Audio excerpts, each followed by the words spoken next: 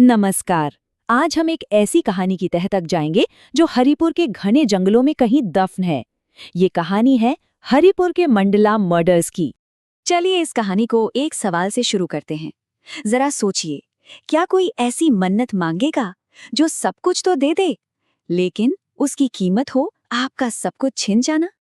इसी एक सवाल में हमारी पूरी कहानी की जड़ें हैं।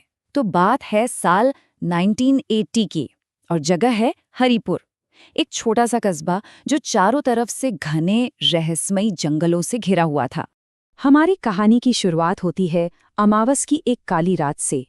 जगदीश नाम का एक लक्कड़हारा रोज की तरह जंगल में था, जब उसे हवा में कुछ जलने जैसी एक बहुत ही अजीब सी गंध आई। वो उस गंध का पीछा करता हुआ जंगल में और अंदर चला गया और वहां उसने जो देखा वो किसी के भी होश उड़ाने के लिए काफी था। शहर के जाने माने इंडस्ट्रियलिस्ट विष्णु की लाश पड़ी थी, पर यह कोई आम कत्ल नहीं था। लाश को एक बहुत ही अजीब किसी रस्म की तरह काटा गया था। लाश की जो हालत थी वो सच में बहुत ही अजीब थी।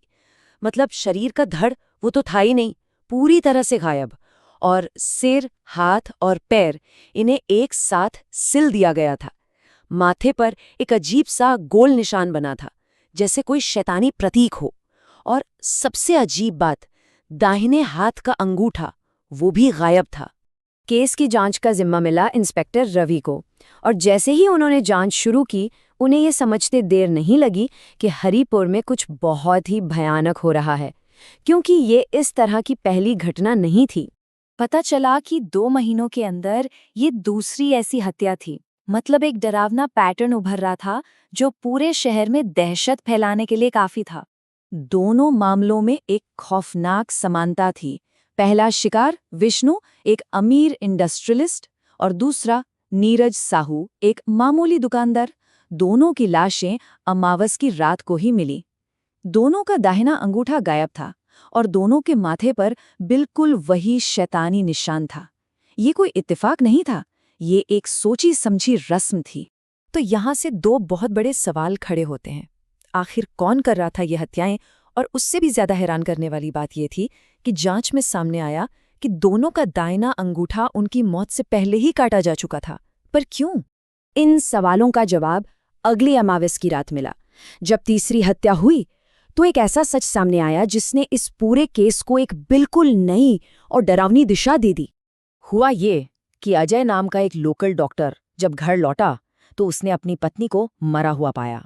हत्या का तरीका बिल्कुल वही था, लेकिन इससे ठीक पहले अजय का सामना काली साड़ी पहने एक औरत से हुआ था जिसकी आंखें खून की तरह लाल थीं। इंस्पेक्टर रवि ने जब अजय से पूछताछ की तो अजय ने कांपते हुए जो बताया, उसने पूरे केस की दिशा ही बदल दी। उसने कहा, वो गुफा में जो औरतें हैं ना, वो कोई जादूगर नहीं है, वो डायन है। वो काला जादू करती है। अजय ने एक भयानक कहानी सुनाई।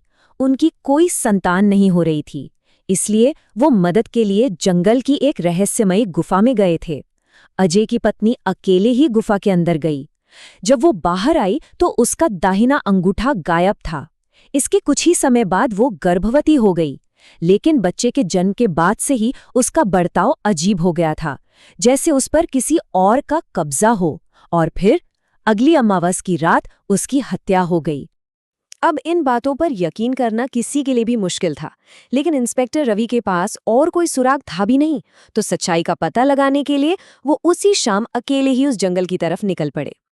जैसे ही रवि जंगल में दाखिल हुए, हवा एकदम ठंडी हो गई और अचानक उनके सामने विष्णु, नीरज और अजय की पत्नी की आत्माएं दिखने लगी।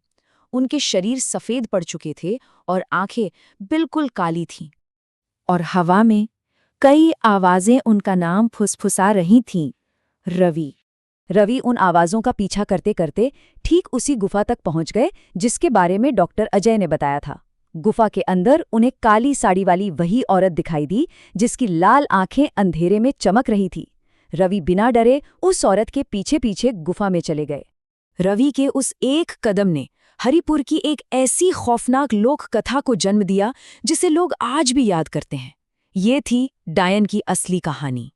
अगली सुबह जब पुलिस की टीम जंगल में पहुंची तो उन्हें इंस्पेक्टर रवि की लाश मिली, बिल्कुल उसी हालत में, सिर, हाथ और पैर एक साथ सिले हुए, माथे पर वही शैतानी निशान और दाहिने हाथ का अंगूठा गायब।